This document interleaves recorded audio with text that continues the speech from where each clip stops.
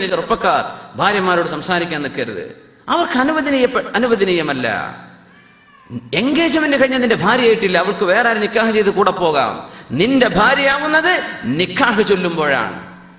പടച്ചോനെ നിക്കാഹ് ഒരു കൊല്ലം കഴിഞ്ഞിട്ടാണ് തീരുമാനിച്ചത്. ഒരു വിഷയം വേണ്ട, ഞാനൊരു സീക്രട്ട് പറഞ്ഞുതരാം, ഒരു സ്വകാര്യം. എന്തേ? അമ്മോശനോട് പറയാ. അമ്മോശനോട് വർത്താൻ പറയല്ലോ പുതിയാപ്പിളക്ക്. പുതിയാപ്പിളായിട്ടില്ല, പ്രതിശ്രുത വരൻ. അമ്മോശനാക്കനോട് പറയാ,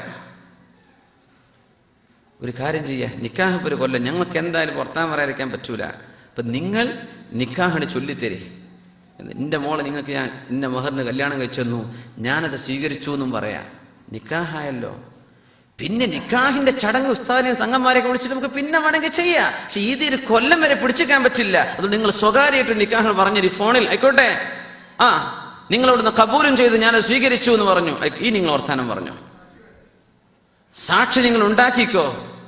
പക്ഷേ നിങ്ങൾ ചെയ്യുന്ന കർമ്മത്തിന് അതിന്റെ സാക്ഷ്യം കിട്ടണമെങ്കിൽ നിക്കാഹിന്റെ വചനം പുതിയാപ്പിള ചൊല്ലിയേ പറ്റൂ. കോടതിന്റെ മുമ്പിൽ എത്തുമ്പോഴാണ് സാക്ഷിയുടെ വിഷയം. അല്ലാതെ ഈ നിക്കാഹ് നടക്കും. അങ്ങാടി നിന്ന് പറഞ്ഞു, എന്റെ മക്കളെ കല്യാണം കഴിച്ചു, ഞാൻ സ്വീകരിച്ചു. എത്ര സംഭവം ഉണ്ടായിട്ടുണ്ടെന്ന ചരിത്രത്തിൽ.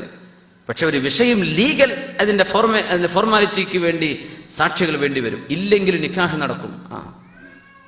അപ്പൊ അത് സ്വകാര്യമായിട്ട് അമ്മോശനോട് പറഞ്ഞുതരാൻ പറയാം. ഒന്ന് നിങ്ങൾ പറഞ്ഞു